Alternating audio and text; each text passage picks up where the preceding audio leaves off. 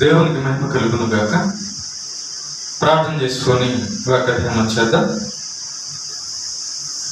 పరలోకమందున్న మా కన్న తండ్రి, నీ యొక్క పరిశుద్ధమైన పాదాలకు నమస్కారం తెలియజేస్తున్నాం. చదవబడుతున్న ఈ యొక్క లేఖన భాగంలో నుంచి మాతో మాట్లాడండి, మాకు గ్రహింపు కలుగ చేయండి. నీ చిత్తము ఎరిగిన వారమై బ్రతుకులాగా కృప చూపించండి. నీ పక్షాన నీవు నిలబెట్టుకున్న నీ దాసునైన నేను అల్పజ్ఞుడను, పాపిని, నిష్ప్రయోజకుడను. కేవలం నీ ప్రేమ, నీ కృప చేత నీవు నిలబెట్టావు. నేను మా అందరికీ కూడా ఈ యొక్క వాక్యము ఆత్మీయ మేలులకు ఆశీర్వాదం కలుగునట్లుగా దీవించమని, నీ మహిమ ఘనతకు కారణము అగునట్లుగా బలపరచమని క్రీస్తు పేద ప్రార్థిస్తున్నాము తండ్రి, ఆమేన్. ప్రేమన దేవుని బిడ్డలారా,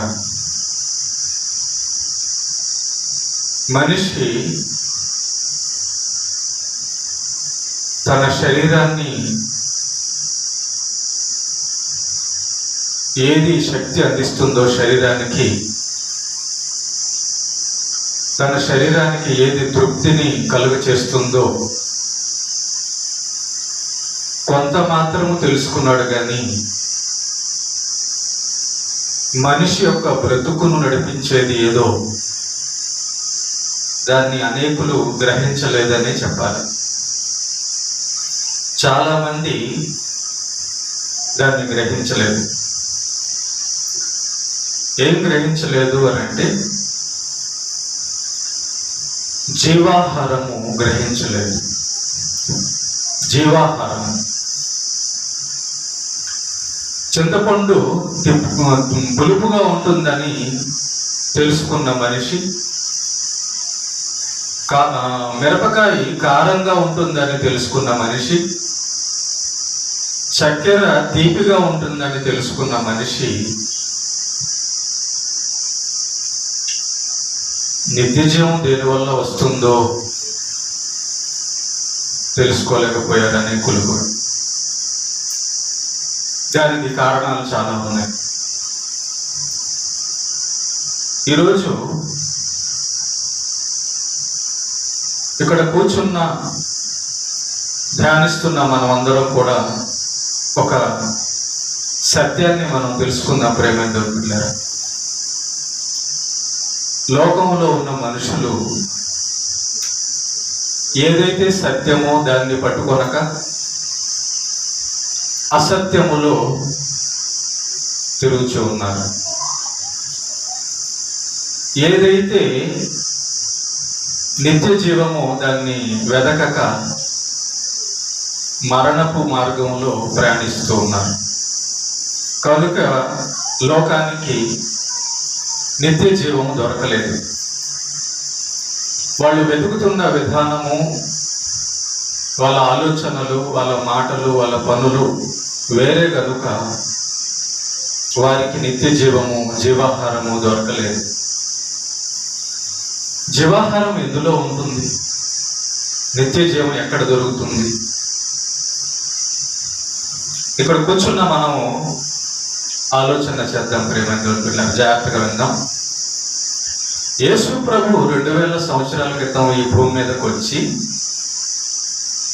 ఆయన మనుషుల మధ్య మాట్లాడుతున్న మాటలు చాలా ఆశ్చర్యంగా అనేకులు కనిపించాయి. ఏమని మాట్లాడుతున్నాడంటే, యోహాను సువార్త 6వ అధ్యాయము 6వ వచనం 41వ వచనంలో, కాబట్టి నేను పరలోకము నుండి దిగి వచ్చిన ఆహారం అని ఆయన చెప్పినందుకు యూదులు ఆయనను గూర్చి సణుగుకొనుచు, ఈయన యేసేపు కుమారుడైన యేసు కాడా? ఈయన తల్లిదండ్రులను మనం ఎరుగుదుము కదా. నేను పరలోకము నుండి దిగి వచ్చి ఉన్నానని ఈయన ఎలాగూ చెప్పుచున్నాడు అనేది. చూసారా, యేసు ప్రభు తాను 2000 సంవత్సరాల క్రితం ఈ భూమి మీదకి వచ్చినప్పుడు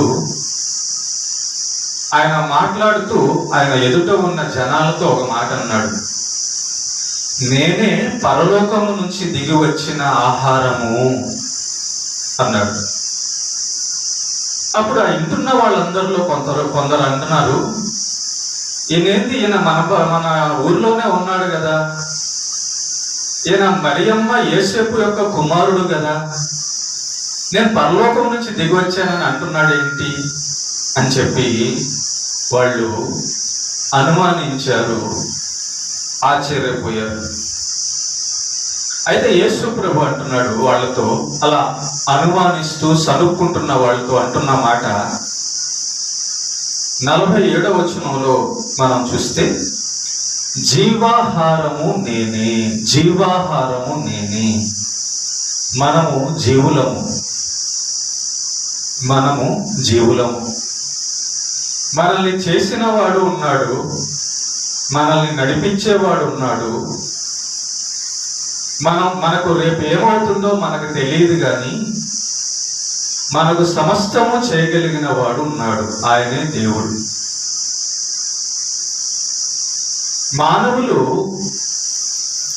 మానవులు తినడానికి, తాగడానికి, సుఖపడడానికి ఈ మూడిటి గురించి ఆలోచించారే కానీ నాకు అన్నీ కావాలంటే ఎవరుండాలి, ఏముండాలి అనేది ఎక్కువ మంది ఆలోచించలేదండి. చూడండి, ఒకసారి మీకు ఒక ఉదాహరణ చెప్తాను. అది ఎలా జరుగుతుంది అని దానికి ఉదాహరణ చెప్తాను. చూడండి, మన సంఘంలోనో మందిరంలోనే దానికి ఉదాహరణ చూద్దాం. అదేంటంటే, చూడండి,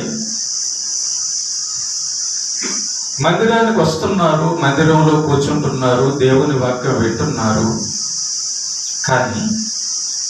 కానీ దేవుడు చెప్పినట్లుగా బ్రతకడానికి అనేకులు ఇష్టపడక తమ ఇష్టానుసారంగా బ్రతకడం మొదలు పెట్టినప్పుడు వారి జీవితాల్లో దెబ్బలు తగులుతాయి. ఈ దెబ్బలు తగిలిన తర్వాత వచ్చి పాస్టర్ గారు, నాకు బాగలేదండి, నాకు అది కాలేదండి, నాకు ఇది కాలేదండి అని వాళ్ళు సమస్య చెప్పుకుంటారు.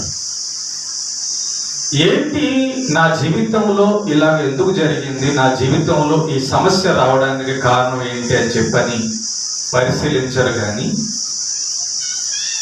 దేవుని యొక్క వాక్యం వింటారు, మళ్ళా వాళ్ళ ఇష్టానుసారంగా బతుకుతారు, దెబ్బలు తగిలించుకుంటారు, చర్చికి వచ్చి పాస్టర్ని అడుగుతారు, ప్రార్థన చేయండి పాస్టర్ గారు, నాకు బాగలేదు, నాకు అది లేదు, నాకు ఇది లేదు అంటారు.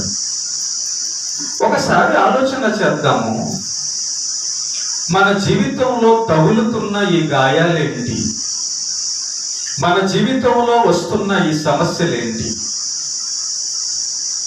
మన జీవితానికి మనశ్శాంతి లేకుండా పోవడానికి కారణం ఏంటి, మన జీవితంలో మనం దేన్ని పక్కన పెట్టి దేనికోసం ముందుకు వెళ్తున్నాము, ఇదంతా కూడా ఆలోచిస్తేనే కానీ సమస్యకు పరిష్కారం, జవాబు దొరకదు. మనము నిత్య జీవాన్ని వదిలేసేసి మిగతా వాటి వెనకాల వెళ్తున్నాం కాబట్టి సమస్యల్లో పడుతున్నాం. యేసు ప్రభు అంటున్నాడు ఆనాటి జనాంగంతో, జీవాహారము నేనే, జీవాహారము నేనే అంటున్నాడు. ఈ మాట అక్కడ ఉన్న వాళ్ళకు చాలా మందికి అర్థం కాల. ఇదేంటి జీవాహారము నేనే అంటున్నాడు అని అంటున్నారు. ఈయన అంటున్నాడు, నన్ను తినండి, నా రక్తం తాగండి అంటున్నాడు. ఈయనకేమైనా పిచ్చి పట్టిందా? నన్ను తినండి, నా రక్తం తాగండి అంటున్నాడు. ఏంటినా, మాంసం తింటే మాకు బలం వచ్చింది, కానీ ఈయన తింటే మాకు బలం ఎట్లా వచ్చింది? నీళ్లు తాగితే, జ్యూస్ తాగితే బలం వచ్చింది, కానీ ఈయన రక్తం తాగితే బలం ఎట్లా వస్తుంది? అసలు ఈయన ఏం ఇట్లా మాట్లాడుతున్నాడు? నా శరీరము తిని నా రక్తము త్రాగువాడే నిత్య జీవం గలవాడని ఈయన అంటున్నాడు ఏంటి అనే మాట చాలా మందికి అర్థం కాలేదండి. దేవుని యొక్క మాట చాలా మందికి అర్థం కాక జీవితాలన్నీ కూడా గందరగోళంలో పడేసుకున్నారు.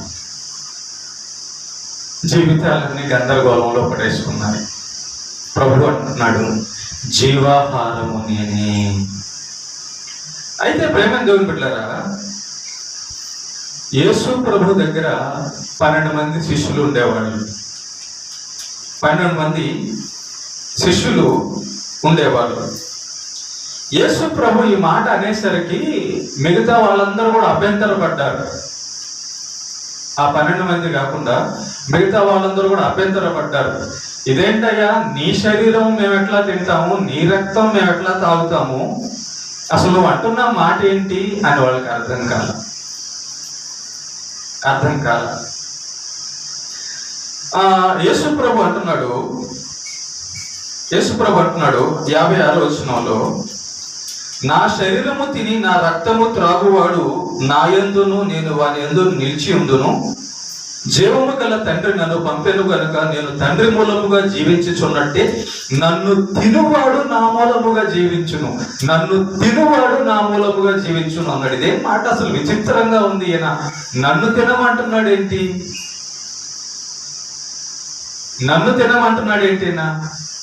నన్ను తింటే మీరు బతుకుతారు, అంటున్నాడు ఏంటి? ఈ యొక్క రహస్యం, ఈ యొక్క సత్యము ఈరోజు మనం పరిశీలనగా చేసుకొని తెలుసుకుందాం. ప్రేమ చూడండి, భూమి మీద మాకు డబ్బు ఉంటే బాగుంటుంది అనుకోని డబ్బు సంపాదించి కుక్క చావు చచ్చిపోయే వాళ్ళు ఉన్నారు. భూమి మీద మాకు మంచి ఆహారం తింటే మాకు ఇంకా ఏ రోగాలు రావు, ఏ సమస్యలు రావు అనుకొని మంచి తిండి తింటూ చనిపోయి సమస్యల్లో పడేవాళ్ళు చూస్తున్నాం.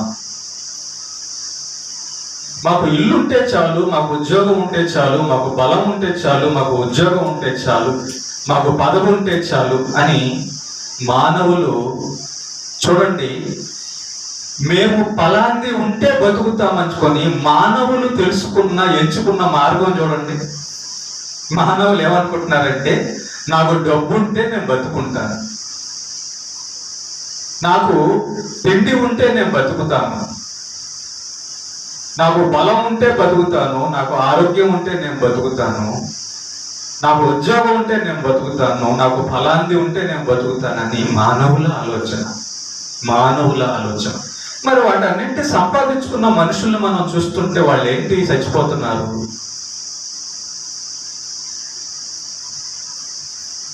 నాకు అది ఉంటే బాగుంటుంది, నాకు ఇది ఉంటే బాగుంటుంది అని అనుకున్న మనుషులందరూ ఏంటి సమస్యల్లో పడిపోతున్నారు.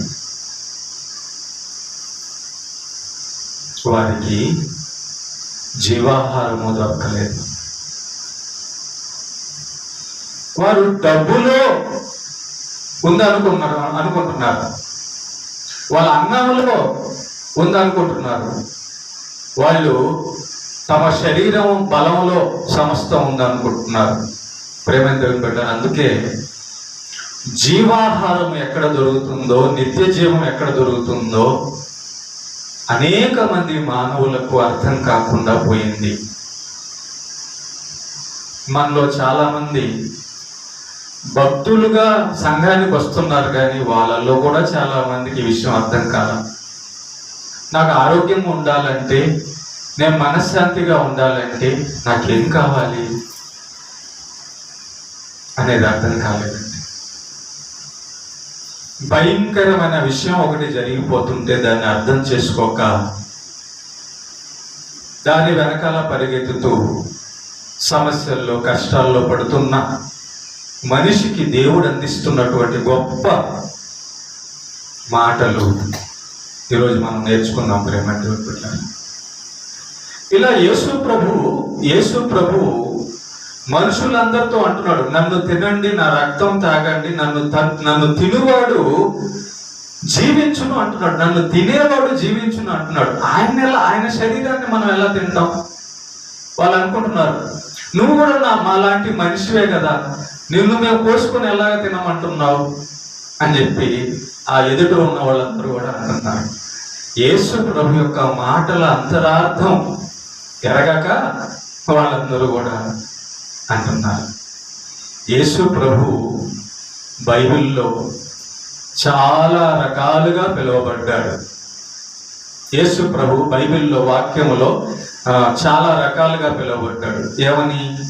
క్రీస్తు అని పిలువబడ్డాడు, యేసు అని పిలువబడ్డాడు, రక్షకుడు అని పిలువబడ్డాడు, ప్రభువు అని పిలువబడ్డాడు. ఇలా రకరకాలుగా చాలా విధాలుగా పిలువబడిన ఈ యేసు ప్రభువే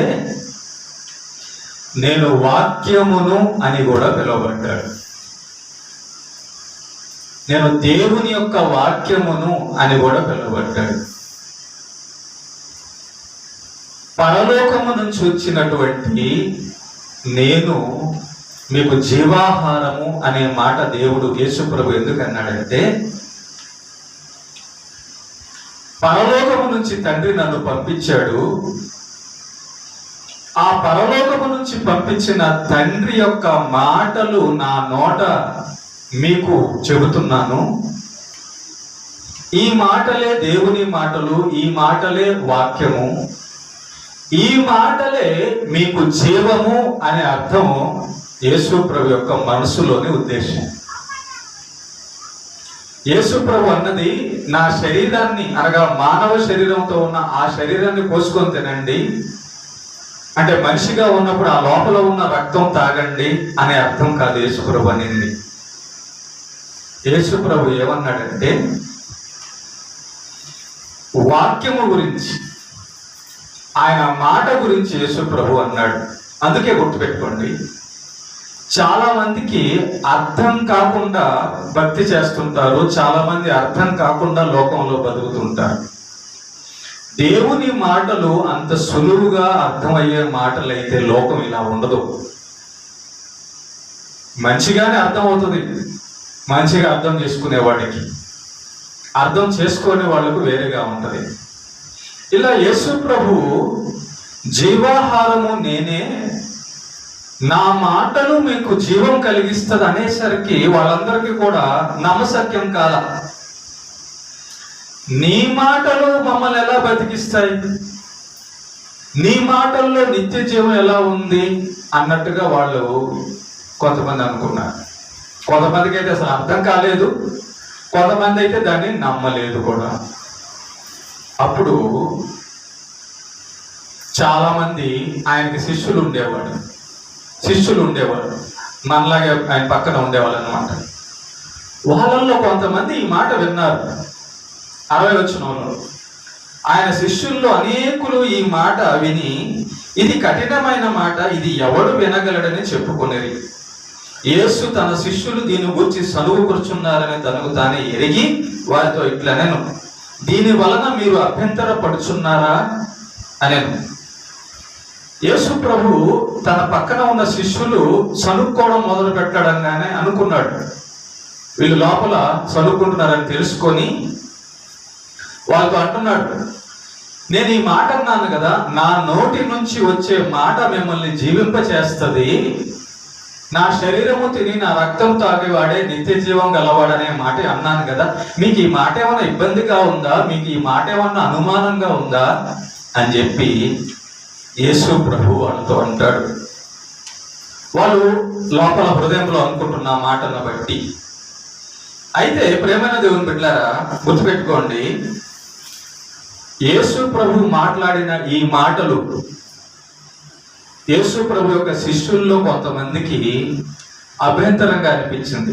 నీ శరీరం నీ రక్తం మేము తాగి ఎలా నిత్య జీవం అవుతాము, నీ మాటలు మాకు ఎలాగా జీవాహారం అవుతాయి అనే అనుమానం వాళ్ళలో రగిలింది. కనుక ఇక వాళ్ళు ఏం చేశారంటే 66వ వచనంలో, అప్పటి నుండి ఆయన శిష్యుల్లో అనేకులు వెనుక తీసి మరి ఎన్నడూను ఆయనను వెంబడించలేదు.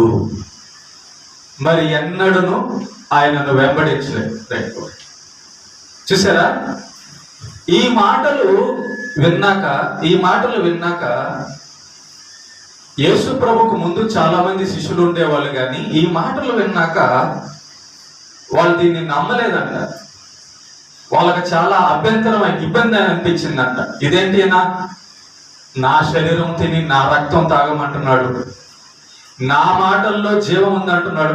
మేము అన్నం తింటే మేము బతుకుతున్నాం కానీ, మేము నీళ్లు తాగి మేము బతుకుతున్నాం కానీ, మేము డబ్బులుంటే ఆ డబ్బులు పెట్టి కొనుక్కొని బతుకుతున్నాం కానీ ఈయన మాటల్లో జీవం ఉంది అంటున్నాడు ఏంటి అని చెప్పి వాళ్ళందరికీ కూడా అనుమానము, అభ్యంతరం కలిగింది.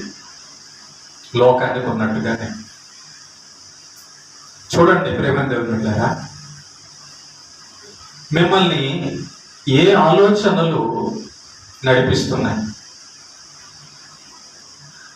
నేను ఆదివారం మందిరానికి వెళ్ళి వాక్యం వినకపోతే నా జీవితం పాడైపోద్ది అని అనిపిస్తే మేలే. నేను ఆదివారం వాక్యానికి దగ్గరికి వెళ్ళి ఆ వాక్యం కానీ నేను వినకపోతే నన్ను ఈ సృష్టిలో ఏది కూడా బతికించదు అని అనిపిస్తే ఖచ్చితంగా దేవుని యొక్క వాక్యం వినడానికి ఆదివారం వచ్చేస్తాను. కానీ నేను దేవుని వాక్యం వినడానికి వెళ్ళకపోయినా పర్లేదు అనిపిస్తే మాత్రం చాలా ప్రమాదం, చాలా డేంజర్లో పడిపోయినట్టే, చాలా డేంజర్లో పడిపోయినట్టు. అట్టి మనస్సు, అట్టి ఆలోచన, అట్టి జీవితం. వీళ్ళు అంటున్నారు, కొనుక్కున్న శిష్యులు అంటున్నారు, నీ మాటలు మమ్మల్ని ఎలా బతికిస్తాయి? నీ మాటలు మమ్మల్ని ఎలా బతికిస్తాయి? మేము బెడ్లో దాచుకున్న బియ్యం, బీరువాలో దాచుకున్న డబ్బు మమ్మల్ని బతికిస్తుంది, కానీ నీ మాటలు ఎలా బతికిస్తాయి అని వాళ్ళకు అనుమానము, అభ్యంతరము కలిగేసింది ఈ మాట చెప్పంగానే. అప్పుడు వాళ్ళు, ఇక లాభం లేదయ్యా, ఇక లాభం లేదు, ఏదో అనుకున్నాం కానీ నువ్వేదో రొట్టెలు ఇస్తున్నావు, చేపలు ఇస్తున్నావు అని చెప్పి అనుకున్నాం, కానీ ఇక ఈ మాట విన్నాక నీ దగ్గర ఉండడం మాకు అనవసరం అనిపించింది అని చెప్పని చాలా మంది అక్కడి దగ్గర నుంచి వెళ్ళిపోయారు. యేసు ప్రభు దగ్గర నుంచి వెళ్ళిపోయారు. వెళ్ళిపోతూ ఉంటే ఇక అందరూ వెళ్ళిపోయిన తర్వాత ఇక 12 మంది మిగిలారు అంతే. అపోస్తలు ఉన్నారు కదా, ఈ 12 మంది మాత్రమే మిగిలారు. అప్పుడు యేసు ప్రభు ఆ 12 మందితో అంటున్నాడు, ఏమని అంటున్నాడు? కాబట్టి యేసు, మీరు కూడా వెళ్ళిపోవాలనని ఉన్నారా అని 12 మందిని అడుగగా, వాళ్ళలో పెద్దోడు కదా సిమోన్ పేతురు లేచి అంటున్నాడు, ప్రభువా, ఎవరి వద్దకు వెళ్ళుదుము? నీవే నిత్య జీవపు మాటలు గలవాడవు. ఈ మాట చిన్న మాట కదండి, మామూలు మాట కదండి. పేతురు మాట్లాడుతున్న ఈ మాట మామూలు మాట కదా. పేతురు అంటున్నాడు, యేసు ప్రభు అడిగాడు, ఈ 12 మందిని కూడా అడిగాడు. చాలా మంది వెళ్ళిపోయారు, నాకు శిష్యులుగా ఉన్న వారందరూ కూడా నా మాట వల్ల మీకు జీవం వస్తుందంటే, నీ మాట వల్ల మాకెట్లా జీవం వస్తుందయ్యా, నీ మాట వల్ల నేను ఎట్లా బతుకుతానయ్యా, మేము ఎట్లా బతుకుతామయ్యా అని చెప్పని, ఇది జరగని పని, ఇదంతా కూడా జరగదు అని వెళ్ళిపోయారు. మరి మీ 12 మందే మిగిలారు, మీరు కూడా వెళ్ళిపోతారా? ఈ మాట విన్నారు కదా, నా మాట వలన మీరు బ్రతుకుతారు అనే ఈ మాట మీరు విన్నారు కదా, మరి మీరు కూడా వెళ్ళిపోతారా అని అడుగుతాడు యేసు ప్రభు. అప్పుడు పేతురు అంటున్నాడు, ప్రభువా, ఎవరి వద్దకు వెళ్ళుదుము? నెంబర్ 1, నువ్వు ఎవరి వద్దకు వెళ్తే బతుకుతాననుకొని ఆదివారం వాక్యం మానేసి వెళ్ళిపోతున్నావు.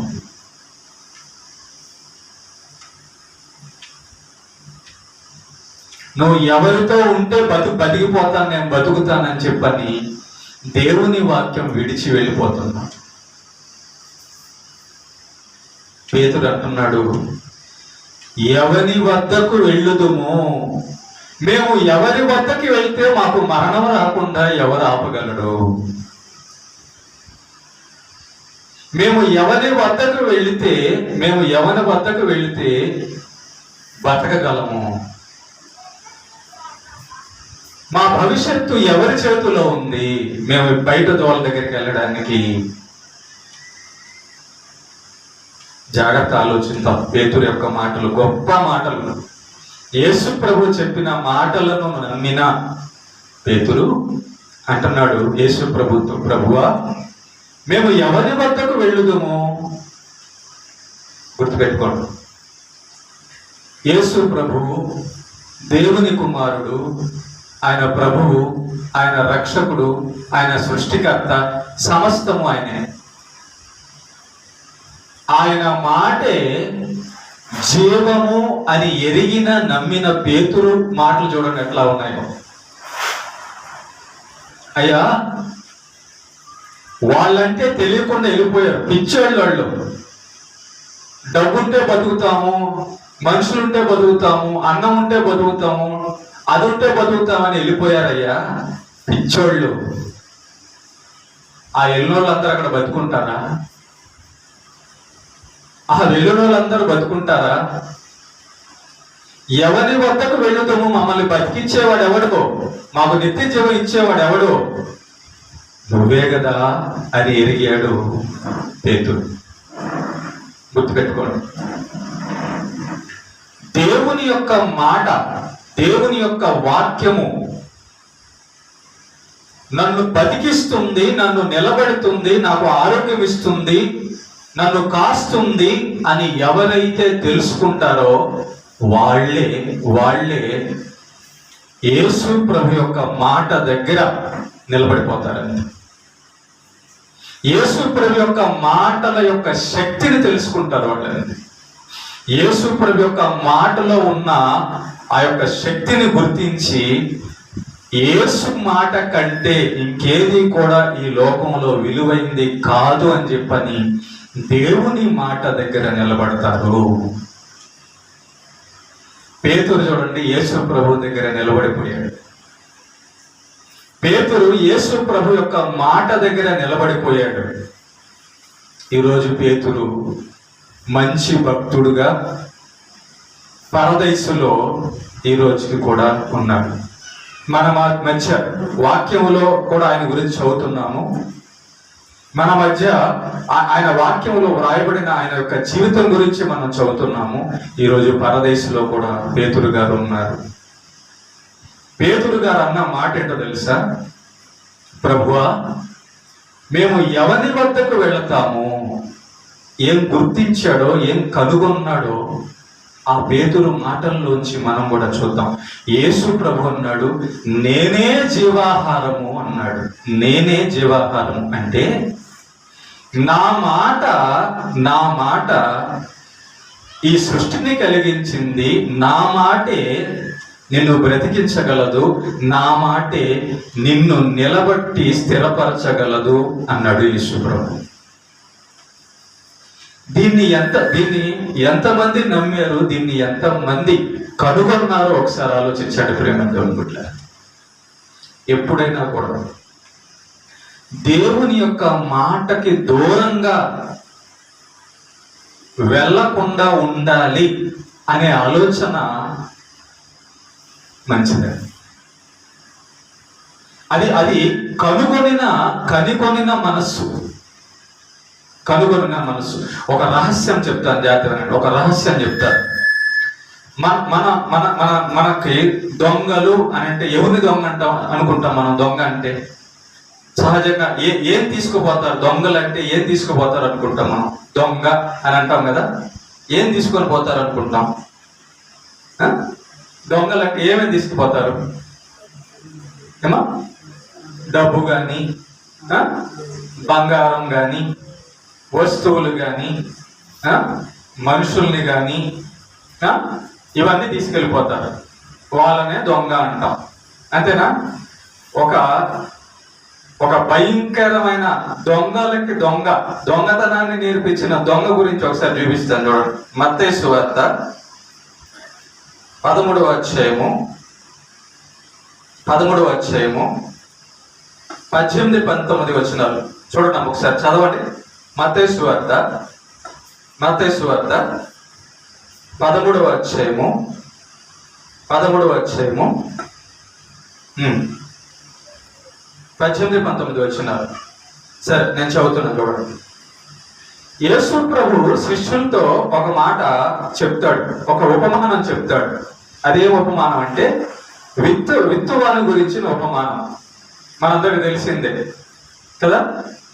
కొన్ని విత్తనాలు తోవ పక్కన పడ్డాయి, రాతి నెలలో పడింది, పుల్ల పొదల్లో పడింది. ఈ విత్తనాల గురించి ఉపమానం మనకు తెలిసింది కదా. అయితే అక్కడ చూడండి, ఒక ఆశ్చర్యమైన మాట మనం చూద్దాం. అక్కడ 18 వచనాల్లో యేసు ప్రభు దగ్గరికి శిష్యులు వచ్చి అడుగుతారు, అయ్యా నువ్వు విత్తనాల ఉపమానం గురించి చెప్పావు కదా, దాని భావం ఏంటి, దాని అర్థం ఏంటి అని అడుగుతారు. అప్పుడు యేసు ప్రభు వాళ్ళతో చెప్తున్న మాట 18వ వచనంలో, విత్తువాని గూర్చిన ఉపమాన భావము వినుడి. దాని యొక్క భావం, అర్థం వినండి. ఏంటంటే, ఎవడైనను రాజ్యమును గూర్చిన వాక్యము వినియు గ్రహింపక ఉండగా దుష్టుడు వచ్చి వాని హృదయములో విత్తబడిన దానిని ఎత్తుకొని పోవును.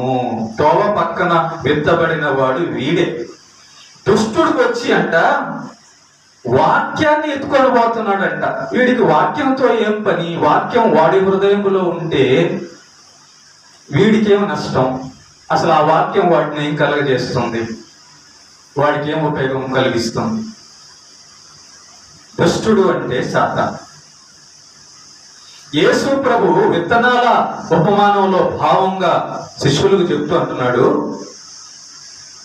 ఎవరైతే నా మాటలు వింటుంటారో, లేదా ఒక పాస్టర్ గారి ద్వారా దేవుని యొక్క వాక్యం ప్రకటింపబడేటప్పుడు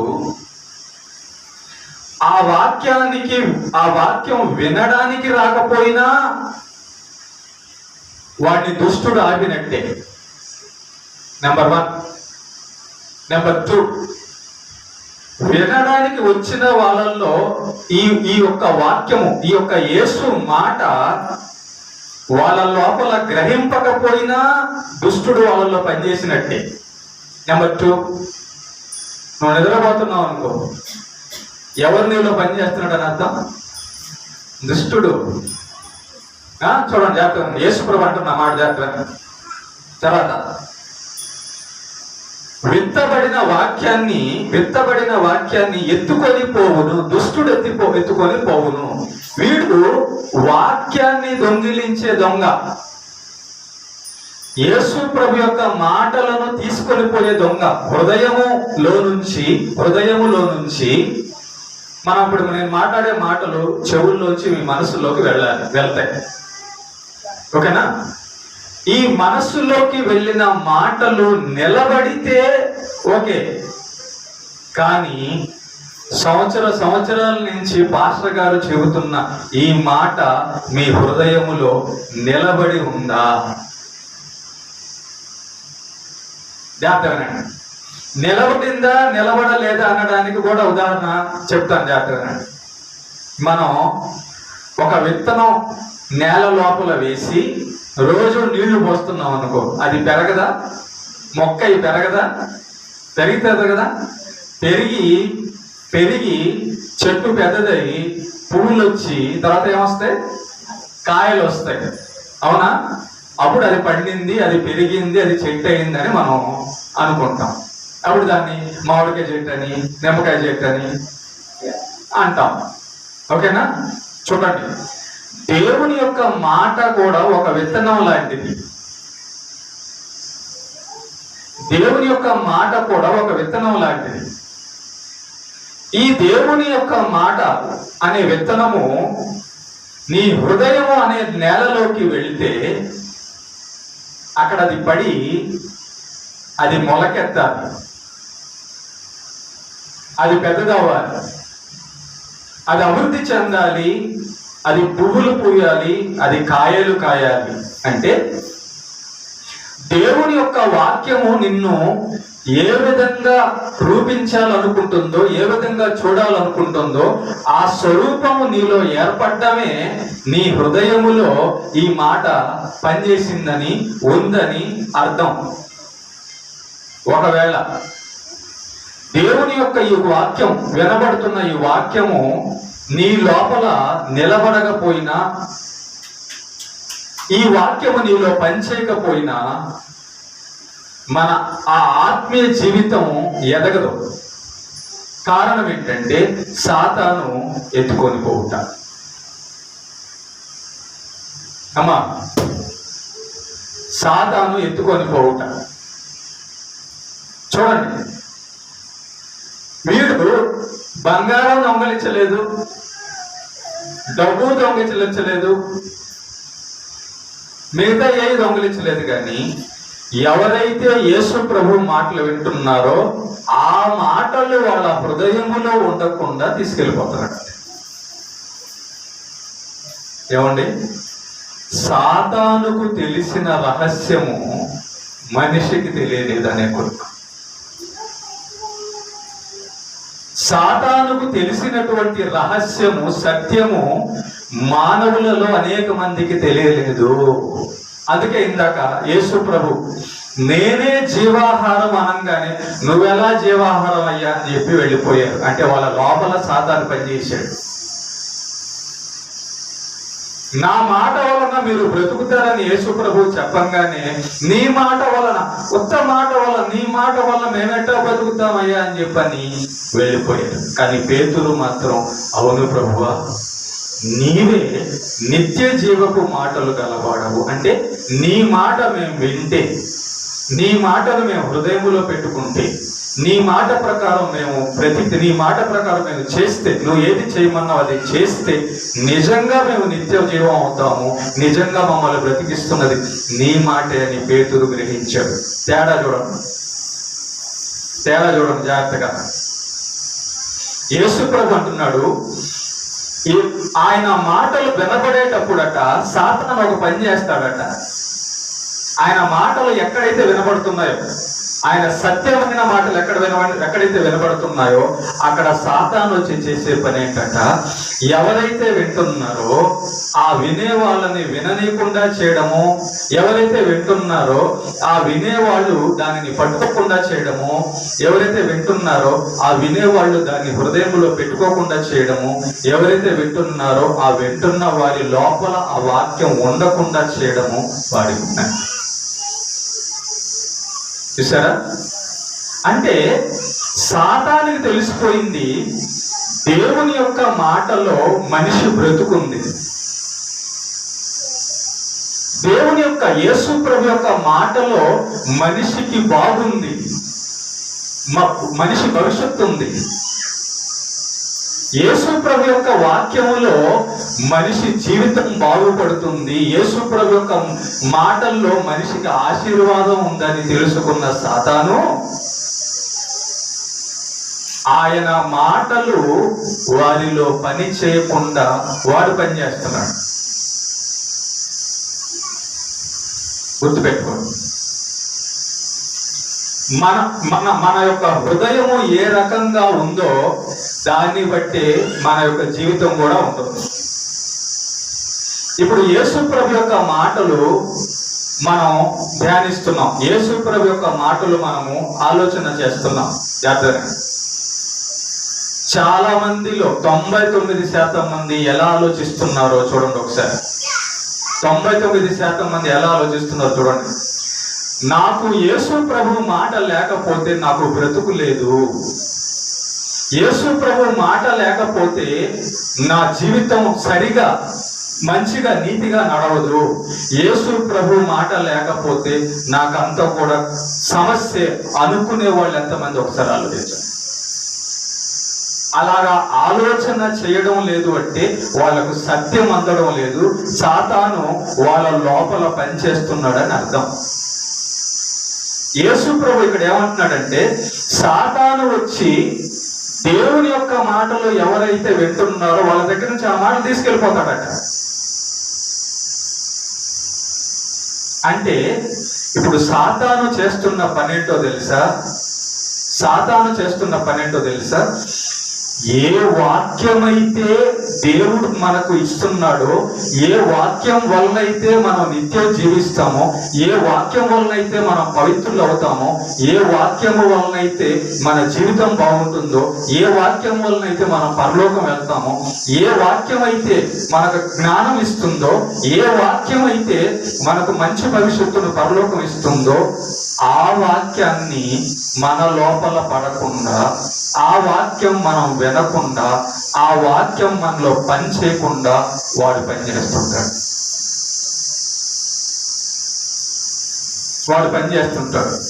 ఎంతకాడికి మన ఆలోచన ఎట్లా ఉంటాయి తెలుసా? చూడండి, సంఘంలో ఉన్న వాళ్ళు కూడా ఇందాక నేను చెప్పాను, ఎంతవరకు ఆలోచిస్తారంటే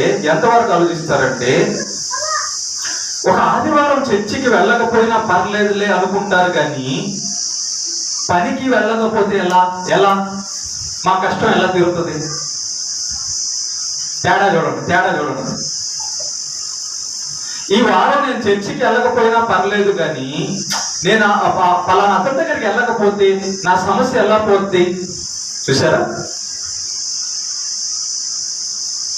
పేతురు అంటున్నాడు, మేము ఎవరి వద్దకు వెళ్తాము, ఎవరి వద్దకు వెళ్తే మాకు పని అవుతుంది అని పేతురు అంటున్నాడు. మనం ఏమనుకుంటున్నాము? ఒక వారం వెళ్ళకపోయినా పర్లేదు, అక్కడికి వెళ్తే పని అవుతుంది అనుకుంటున్నాం. తేడా చూడండి ఒకసారి. అయ్యా, మరి చర్చికి రావాలంటే పని మానుకోవాలి, మరి పని మానుకుంటే మాకు డబ్బు దొరకదు, మాకు తిండి దొరకదు. డబ్బు తిండి ఉంటే కదా మేము బతికేది అనుకునే వాళ్ళు మానేస్తారు. ఆ పలానా మనిషి కదా మాకు అవసరం, ఆ మనిషి లేకపోతే మా కుటుంబాల్లో సమస్యలు వచ్చేస్తాయి, మా యొక్క దాన్ని ఏమంటారు, మా యొక్క జాతి మమ్మల్ని నెట్టేస్తుంది అనుకునేవాళ్ళు వాక్యం మానేస్తారు. వాక్యం యొక్క విలువ దావీదు గారు తెలుసుకున్న వాడే ఒక మాట అన్నాడు. గొప్ప మాట, మన చర్చిలో కూడా ఉంటుంది. చూడండి ఒకసారి. కీర్తనల గ్రంథం 119వ అధ్యాయము 50వ వచనం. కీర్తనల గ్రంథము 119వ అధ్యాయము 50వ వచనం ఏమనుందంటే, చూడండి, నీ వాక్యము నన్ను బ్రతికించి ఉన్నది. దావీదు అంటున్న మాట ఇది. దావీదు ఎవరమ్మా? దావీదు ఏం పని చేసేవాడు? రాజేనా? రాజే కదా. రాజు దగ్గర బంగారం లేదా? ఏమ్మా, రాజు దగ్గర డబ్బు బంగారం లేదా? రాజు దగ్గర అన్నం ఉండదా? రాజు దగ్గర పనులు లేరా? రాజు దగ్గర బట్టలు లేవా? రాజు దగ్గర మనుషులు లేరా?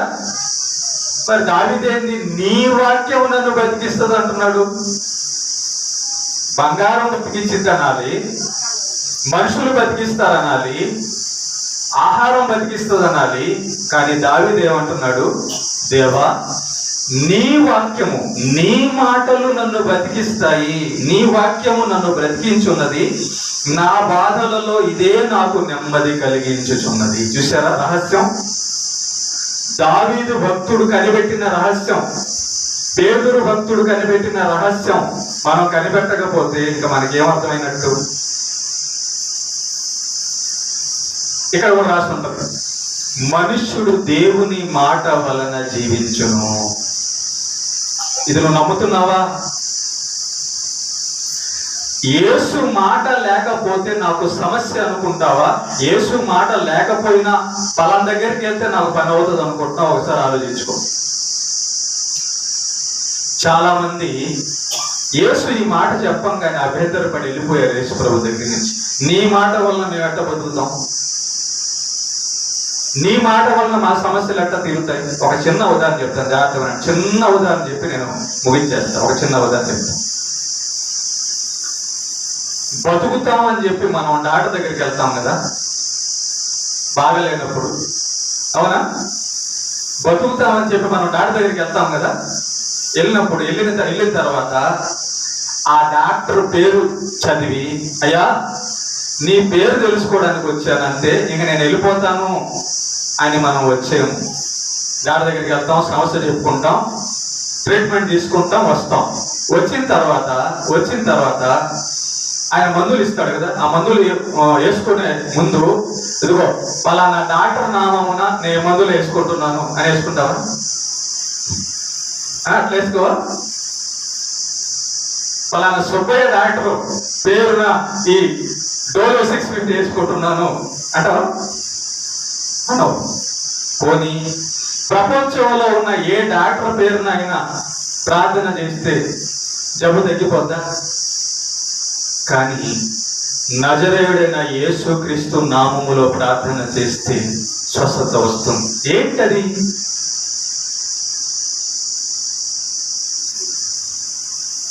ఒకసారి ఆలోచన చేద్దాం. ప్రపంచంలో ఉన్న ఏ డాక్టర్ పేరు చెబితే పోనీ జబ్బు నయం కాని జబ్బు యేసుక్రీస్తు యేసుక్రీస్తు అనే మాట వాడినప్పుడు ఎందుకు నయమైంది? ఇప్పుడన్నా అర్థమవుతుందా లేదా? నా మాటలో జీవం ఉంది, నా వాక్యము వలన దావీదు అంటున్నాడు, దేవా నీ వాక్యము అనగా యేసుక్రీస్తు మాట అనగా వాక్యము నీ మాట వల్లనే నాకు బ్రతుకయ్యా. మనం ప్రార్థన చేసేటప్పుడు యేసు నామమున అనే ఆ వాక్యము ఆ మాట అనినందుకు ఆ మాటలో ఉన్న శక్తి మనలోకి వచ్చి మనల్ని స్వస్థపరుస్తుంది.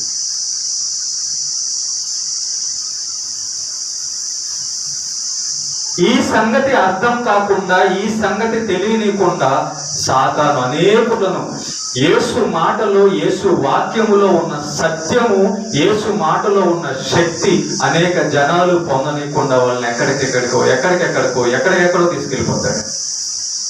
యవనస్తులను చూస్తే సెల్ ఫోన్ లో బంధిస్తాడు, దేవుని వాక్యానికి దూరంగా. ఇంకొకళ్ళు చూస్తే ఎక్కడో పనిలో పెడతాడు, దేవుడి వాక్యానికి దూరంగా, దేవుని మాటకు దూరంగా. ఇంకొకటి చూస్తే ఇంకొకరు దాంట్లో పెడతాడు, దేవుని మాటకు దూరంగా. చూడండి మన చర్చిలోనే దేవుని వాక్యానికి దూరం అయిపోతుంటారు, దెబ్బ తగిలి వచ్చి ప్రార్థన కోసం అడుగుతుంటారు.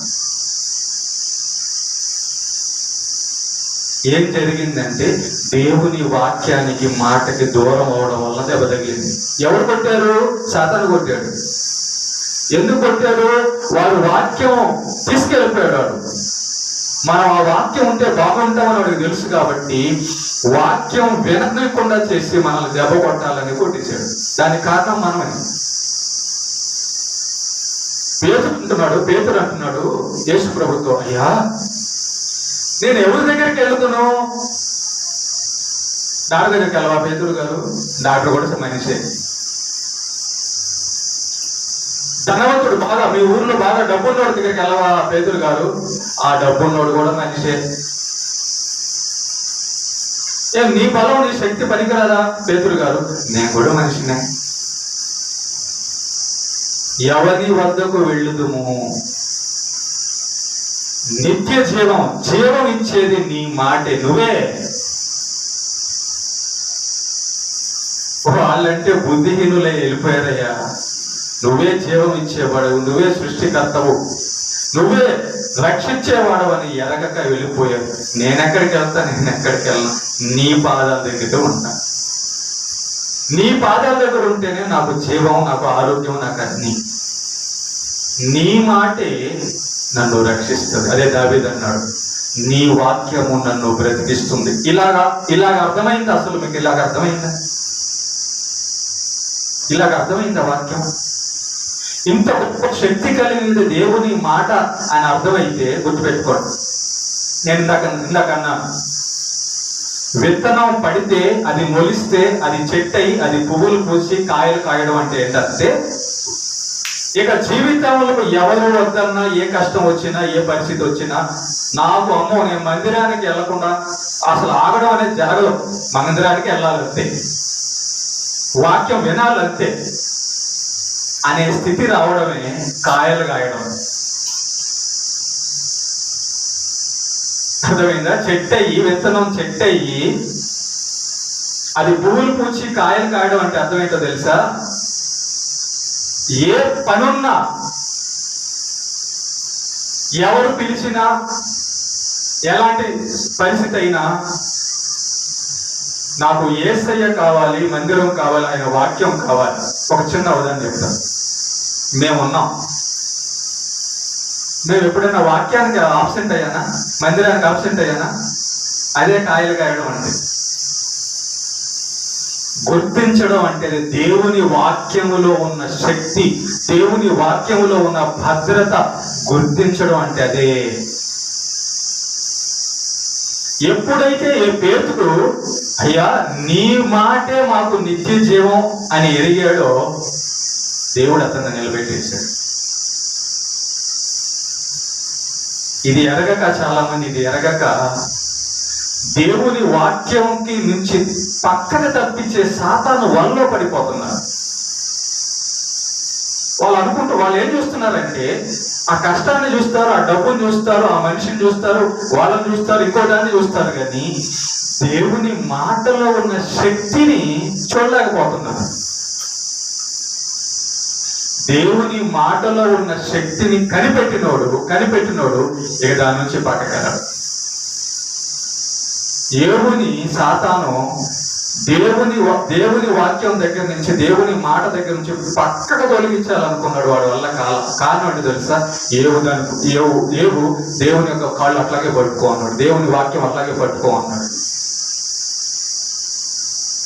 రకరకాలుగా ఇబ్బంది పెట్టాడు, కానీ ఏవుకి ఏం కాలేదు. కారణము ఏవు దేవుని వాక్యాన్ని పట్టుకో ఉన్నాడు, దేవుని పాదాలు పట్టుకో ఉన్నాడు. డబ్బు పోయిన పోనీ, భార్య పోయిన పోని, బిడ్డలు పోయారా పోని, పరదలు పోయారా పోని, ఆస్తి పోయినా పోని, కానీ నాకు దేవుడు ఉంటే చాలు. ఆ ఒక్క కారణము ఏవుని కాపాడింది. దేవుని మాట ఏవుని కాపాడింది. మనం మిగతా వాళ్ళు ఏం చేస్తున్నారు? దేవుని మాటను విడిచిపెట్టి మిగతా అన్నిటికీ తిరుగుతున్నారు. ఎవరి వద్దకు పోదు మేము అంటున్నాడు పేతురు. మేము ఎక్కడికి వెళితే బతుకుతాం? నిన్ను విడిచి మేము ఎక్కడికి వెళ్తే బతుకుతాం? నిన్ను విడిచి మేము ఎక్కడికి వెళ్తే స్వస్థపడతాం? నిన్ను విడిచి మేము ఎక్కడికి వెళ్తే మా జీవితాలు బాగవుతాయి? యేసు మాట దగ్గరకు వచ్చిన తర్వాత మన జీవితాలు బాగుపడ్డాయి. చెడిపోయిన జీవితాలన్నీ యేసు మాట దగ్గరే బాగుపడ్డాయి. చెడిపోయిన జీవితాలన్నీ యేసు మాట దగ్గరే బాగుపడ్డాయి. చూసారా? మన పాపపు బతుకులన్నీ కూడా పవిత్రంగా మారింది ఆయన మాట దగ్గరే.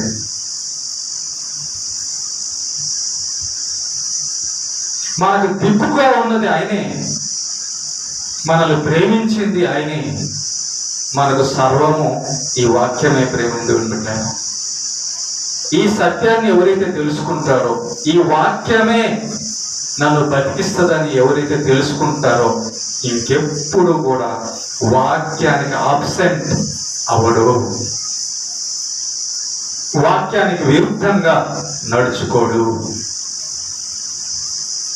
వాక్యం లేకుండా ఉండలేడు. నేను అన్నం లేకుండా ఉండగలను అని నువ్వు ఉండలేనని ఎలాగైతే చెప్తావో, వాక్యం గురించి తెలిసినవాడు అయ్యా వాక్యం లేకుండా నేను ఉండలేనయ్యా. పేతురు అంటున్నాడు, నేను ఎవరి వద్దకు పోదుము, నువ్వు లేకుండా నేను ఉండలేనయ్యా. నువ్వు లేకపోతే మేము లేవయ్యా. పేతురు అంటున్నాడు, నువ్వు లేకపోతే మేము లేవు, నీ మాట లేకపోతే మాకు బతికే లేదు. నిజమైంది.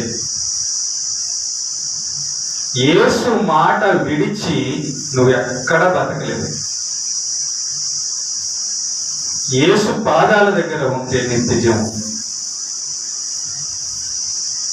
యేసు మాట పట్టుకొని ఉంటే నీకు భద్రత ఉంది.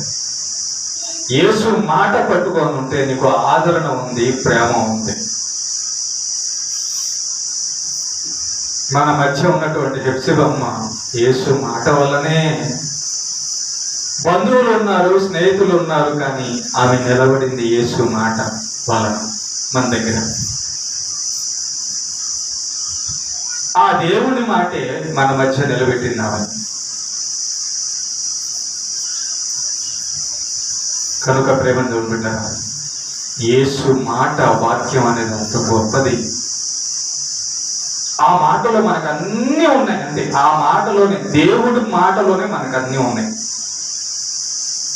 ఇది ఎరిగిన సాతాను ఆ వాక్యం దగ్గర నుంచే మనల్ని ఆపడానికి ట్రై చేస్తాడు. అంతే, వాక్యం మీరితే చాలు, వీళ్ళకి పాపం చేశారా శిక్ష వస్తుంది, వాడికి తెలుసు.